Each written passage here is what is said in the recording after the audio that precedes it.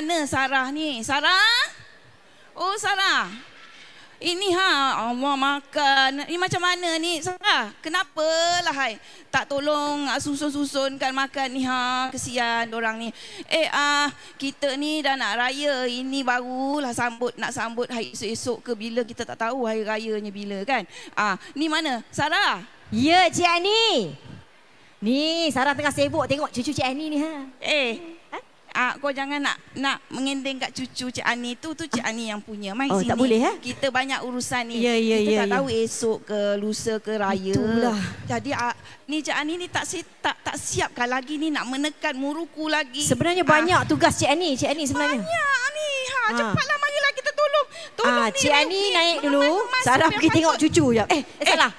Sarah pergi tengok yang patut dulu juga tengok apa yang patut apa yang patut semua tolong tengok-tengokkan.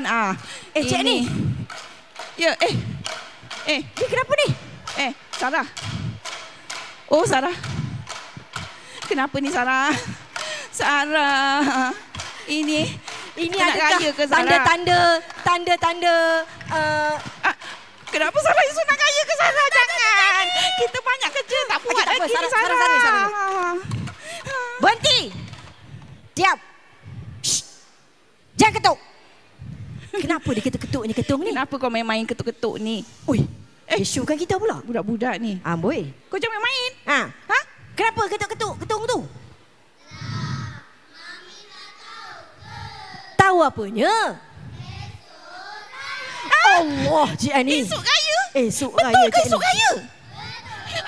Nama Sarah macam mana Sarah? Kita tak boleh makan perasak lagi nak rebus. Tutup mulut Cik Ani tu. Sabar. Muruku habis. Muruku tak tekan lagi. Okey, tak apa. Cik Ani tenang.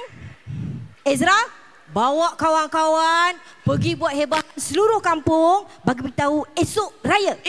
Nanti Ezra nanti bagi tahu kat semua orang kampung, cakap Cik Ani nak buat rumah terbuka esok. Raya pertama Cik Ani nak buat rumah terbuka. Panggil semua orang kampung datang ya. Boleh? Teruskan cepat. Sarah. Cik Ani nak buat rumah terbuka. Dia nak kena buat persiapan meja, kerusi, lampu, Twitter.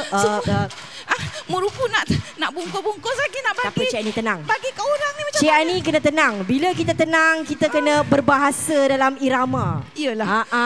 Nak berbahasa yang macam mana Sarah? Berbahasa irama lah. Baru kita akan ada ketenangan. Mananya? Mana bahasa iramanya? Mana bahasa ni? Bahasanya mana? Bahasanya. Budak ni nak suka nak suruh menyanyi juga. Sama-samalah kita. Bahasanya mana? Cik Ani, malam ini sama-samalah kita berganding bahu, menyingsing lengan Cik Ani. Ya.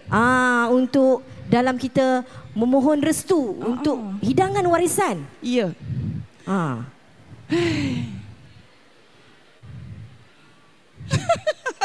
Apalah masalahnya? Kita dah banyak kali buat kerja-kerja orang kata CSR ni. Itu pun boleh lupa lagi budak-budak. Tak tahulah Cik Ani. Inilah nasib apa nak jadi ni? Inilah malamnya Cik Ani. Silakan. Iyalah. Inilah malam rewang raya kita nak kata. Kita nyalakan dapur dengan satu nyawa. Ringankan tangan bersatu rasa. Tapi jangan lupa pada yang tiada. Betul.